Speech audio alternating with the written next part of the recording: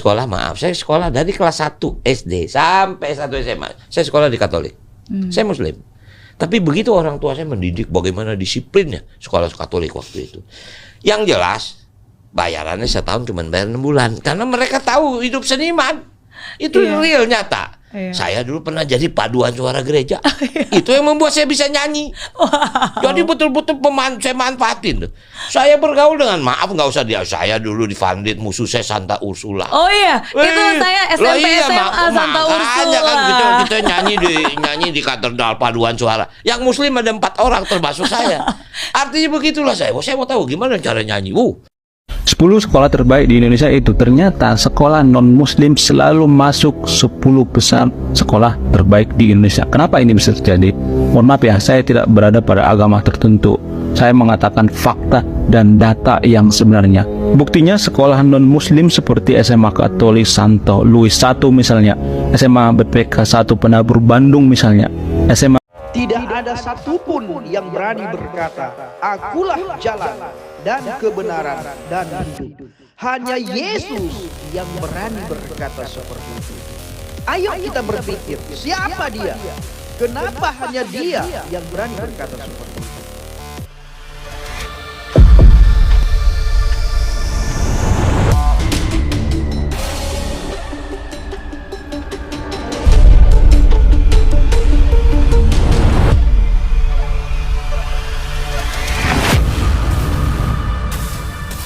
Ya, kali ini kita akan melihat beberapa cuplikan video di mana belakangan ini, akhir-akhir ini banyak siswa-siswa atau anak-anak sekolah yang berasal dari agama Islam berduyun-duyun, beramai-ramai pergi mencari sekolah, bukan di sekolah swasta negeri atau di sekolah-sekolah favorit, tapi justru di sekolah-sekolah Kristen atau juga di sekolah-sekolah Katolik. Kenapa demikian? Yuk kita dengarkan alasan-alasannya berikut ini. Sekolah-sekolah Kristen itu biasanya berpikir soal kinerja, berorientasi pada kualitas, dan dalam hal ini mereka menciptakan sebuah sistem. Ini sangat berbeda dengan apa yang ada dalam sekolah-sekolah Islam. Biasanya sekolah-sekolah Islam itu mengedepankan doktrin, kemudian romansa masa lalu, dan wacana-wacana. Waktu dulu saya ngajar di sekolah Kristen dan sekolah Islam, itu memang hawa-hawanya beda banget gitu. Sekolah Kristen, datangin, kumpulin, rapat. Apa yang mereka katakan? Kita harus ciptakan pendidikan yang mengantisipasi masa depan itu. Kita bangun anak-anak kita untuk bisa bersaing di masa depan dengan orang-orang Eropa, orang-orang Cina terhadap teknologi-teknologi itu. Nah, mereka berpikirnya itu, masa depan, kualitas. Orang-orang Islam sebaliknya, ketika belajar mereka mengajarkan, anak-anak, lihatlah di zaman dulu. Di zaman dulu ya, Al-Farabi sudah menciptakan musik. Sekarang kita kan bisa mendengar musik kayak gimana, itu adalah hasil peradaban Islam. Assalamualaikum Mbak Raya, viral pernyataan guru Gembul bahwa sekolah Islam itu seringkali lebih buruk dari sekolah Kristen. Beliau sendiri pernah ngajar 12 tahun lebih di 21 lembaga yang berbeda, mulai dari TK sampai universitas, dan mengampu 9 pelajaran.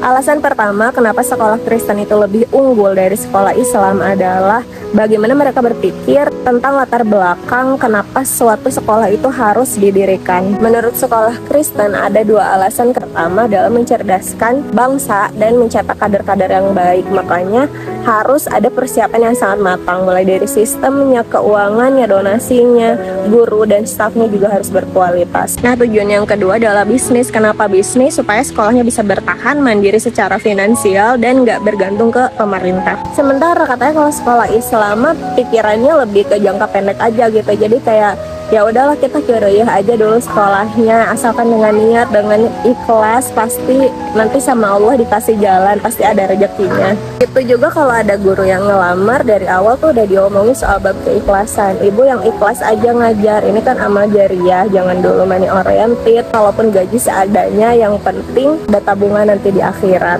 Jadi tuh mereka selalu menjual akhirat dan agama untuk menutupi kelemahan dan kesalahan. Akhirnya karena guru digaji seadanya seadanya, maka ngajarnya pun ala kadarnya dan kualitas lulusannya pun ya seadanya. Udah gitu katanya kalaupun biaya sekolahnya lumayan mahal, yang sejahtera tuh bukan gurunya tapi yayasannya. Pernah juga guru gembul tuh ngajar di 1 tahun ajaran yang sama di satu sekolah Islam sama satu sekolah Kristen. Dari sekolah Islam tuh ngajarnya 26 jam tapi digajinya cuma 350.000, terus dengan potongan batik segala macam tuh cuma tinggal 315.000. Sementara kalau di sekolah Kristen tuh ngajarnya 8 jam dapat gajinya 1 jutaan lebih, termasuk kalau misalkan dia bikin ini itu dengan baik ada bonus lagi. Padahal dua sekolah ini tuh bisa dibilang sama-sama besar lah. Jadi intinya kalau yang sekolah Kristen tuh mereka berani untuk bayar mahal demi kualitas gitu. Tapi kalau yang sekolah Islam tuh guru dipres gimana caranya, tapi bayarannya tetap aja kecil. Ya, seperti apa yang disampaikan oleh para orang tua, bahkan guru atau praktisi-praktisi pendidikan. Jelas bahwa memang di sekolah Kristen itu lebih berkualitas dan lebih disiplin. Dan bukan hanya itu saja, karena memang dasar yang dibangun atas sekolah Kristen itu bukanlah bisnis atau keuntungan, tetapi murni karena melayani atau kasih. Di samping itu juga Alkitab mengajarkan agar kita mau terus belajar dan berilmu. Dan itu sebabnya jebolan-jebolan dari sekolah Kristen atau swasta Kristen, baik itu Kristen Protestan atau Katolik, itu rata-rata siswa-siswanya pintar-pintar dan sangat berkualitas. Karena mereka memang dididik berdasarkan ilmu pengetahuan dan kedisiplinan. Berbeda dengan sekolah-sekolah yang selama ini kita tahu, saudara, bahwa sekalipun disetarakan sekolah-sekolah agama daripada agama Islam, ya seperti alasan daripada para guru ataupun orang-orang tua, ternyata sangat miris dan sangat sedih sekali. Dan itu sebabnya terjadi perbedaan. Tapi puji Tuhan, kalau mereka masih percaya kepada sekolah-sekolah swasta yang berorientasi agama Kristen, ya sekolah-sekolah atau guru-guru agama Kristen tidak melarang, bahkan sangat welcome. Karena sekalipun namanya sekalipun namanya sekolah agama Kristen, tetapi tidak menjadikan sekolah itu menjadi pusat agama, tapi benar-benar murni belajar dan menuntut ilmu. Serta guru-gurunya pun sangat bertanggung jawab serta berdisiplin. Saya sekolah dari kelas 1 SD sampai 1 SMA. Saya sekolah di Katolik. Saya Muslim. Tapi begitu orang tua saya mendidik bagaimana disiplinnya sekolah Katolik waktu itu. Yang jelas bayarannya setahun cuma bayar 6 bulan. Karena mereka tahu hidup seniman. Itu real, nyata. Saya dulu pernah jadi paduan suara gereja. Itu yang membuat saya bisa nyanyi. Jadi betul-betul saya manfaatin. Saya bergaul dengan, maaf nggak usah dia, saya dulu di Vandit, musuh saya Santa Ursula. Oh iya, itu saya SMP SMA Santa Ursula. Kan kita nyanyi di katedral paduan suara. Yang Muslim ada 4 orang termasuk saya. Artinya begitulah saya mau tahu gimana cara nyanyi. 10 sekolah terbaik di Indonesia itu ternyata sekolah non-muslim selalu masuk 10 besar sekolah terbaik di Indonesia. Kenapa ini bisa terjadi? Mohon maaf ya, saya tidak berada pada agama tertentu. Saya mengatakan fakta dan data yang sebenarnya. Buktinya sekolah non-muslim seperti SMA Katolik Santo Louis I misalnya, SMA BPK 1 Penabur Bandung misalnya, SMA BPK Kristen Penabur DKI Jakarta, dan SMA Unggul Del Sumatera Utara. Nah, yang menarik perhatian saya adalah kenapa sekolah Unggul Del milik Pak Luhut Panjaitan yang jauh dari perkotaan. Perlu diketahui bahwa SMA Unggul Del itu berada 100 km dari pusat kota, berada di daerah Toba Samosir, kurang lebih berada di pinggiran Danau Toba lah. Pokoknya jauh dari kota itu. Biasanya kan kalau sekolah-sekolah yang terbaik itu kan berada di pusat kota misalnya, seperti yang ada 10 besar di Indonesia sekarang ini. Tapi ada satu sekolah yang berada di pelosok. Makanya saya sangat tertarik meneliti kenapa ini bisa terjadi. Kenapa sekolah yang di pelosok juga bisa bersaing di kancah nasional, bahkan di internasional. Kenapa ini bisa terjadi? Kita akan bahas sebentar lagi. Seperti biasanya, saya Repangi, kita diskusi filsafat pendidikan sekarang. Ada satu hal prinsip atau persepsi atau pola pikir yang bikin sekolah non-muslim itu bisa 10 besar atau masuk 10 sekolah terbaik di Indonesia. Apa itu prinsipnya? Prinsipnya adalah orang-orang sekolah non-muslim itu berprinsip dan berpendapat bahwa pekerjaan itu adalah ibadah. Jadi saya sering mendengar prinsip-prinsip yang sangat keliru seperti udahlah jangan terlalu banyak mikirin teknologi, mikirin ilmu pengetahuan, itu kan dunia, yang penting kan akhirat. Nah, di sini letak kekeliruannya. Sekolah non-muslim itu berpikir dan berpola pikir bahwa dengan kita belajar ilmu pengetahuan, kita menciptakan sesuatu yang berguna bagi umat manusia. Misalnya kita menciptakan mikrofon misalnya. Nah, mikrofon ini kita bisa gunakan nanti untuk kemaslahatan umat manusia. Kalau misalnya umat beragama misalnya melakukan ibadah, kan butuh mikrofon kan. Nah, dengan begitu kita berguna bagi manusia. Nah, berguna ini adalah bagian dari ibadah agama kita, ya kan? Benar nggak? Nah, dengan prinsip dan pola pikir seperti inilah maka tercipta kemajuan teknologi yang lebih maju di sekolah ataupun di negara non-muslim. Mohon maaf ya, saya tidak berpihak pada agama tertentu, enggak. Saya mengatakan fakta-fakta yang sebenarnya.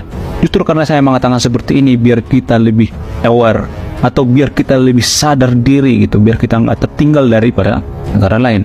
Karena ilmu pengetahuan itu juga sangat penting, dan di negara non-muslim itu menganggap bahwa belajar teknologi itu adalah bagian dari ibadah juga. Sama seperti profesi lain, misalnya jadi guru, jadi dokter, atau jadi pengacara misalnya. Jadi guru itu di negara non-muslim atau di sekolah non-muslim itu adalah bagian dari ibadah mereka kepada Tuhan. Dengan mengajar sebaik-baiknya kepada murid, dengan mengajarkan ilmu pengetahuan itu adalah membuat orang menjadi pintar. Nah, hal-hal seperti inilah atau pola pikir seperti inilah yang sangat mempengaruhi kemajuan suatu sekolah atau suatu negara. Nah, pertanyaannya, bagaimana cara Pak Luhut menciptakan sekolah yang sangat maju seperti ini, yang berada di pelosok tapi bisa maju? Nah, ceritanya dulu waktu Pak Luhut itu berada di Singapura. Dulu Pak Luhut itu berada di Singapura, jadi duta besar di Singapura. Pernah, kalau nggak salah, kurang lebih setahun lebih lah di situ. Nah, ketika di Singapura, Pak Luhut tuh melihat bahwa di Singapura itu pendidikan teknologi dalam suatu negara itu sangat menentukan kemajuan suatu negara. Kita tahu bersama bahwa Singapura itu sangat berkembang di bidang teknologi, ya kan? Nah, hal inilah yang mempengaruhi Pak Luhut menciptakan sekolah Dell seperti yang ada sekarang ini di Sumatera Utara. Nah, yang jadi pertanyaan selanjutnya adalah bagaimana cara Pak Luhut menciptakan sekolah yang berada di pedesaan. Karena kita tahu bersama bahwa untuk menciptakan sekolah yang bagus itu adalah kita butuh guru-guru yang berkualitas. Pak Luhut bekerja sama dengan guru-guru atau dosen-dosen yang ada di ITB.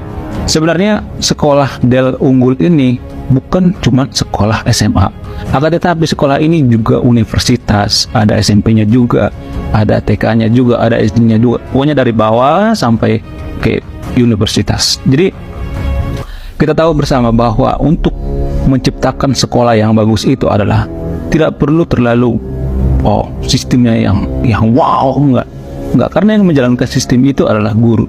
Jadi yang paling utama itu adalah guru yang berkualitas, bukan guru-guru yang terpaksa ngajar karena tidak punya pekerjaan, karena pengangguran misalnya, atau karena ngejar-ngejar PNS. Ya, mohon maaf ya, ada guru yang mengajar itu karena dia terobsesi untuk jadi PNS. Bukan guru-guru seperti itu yang diharapkan kalau untuk menciptakan sebuah sekolah yang berkualitas.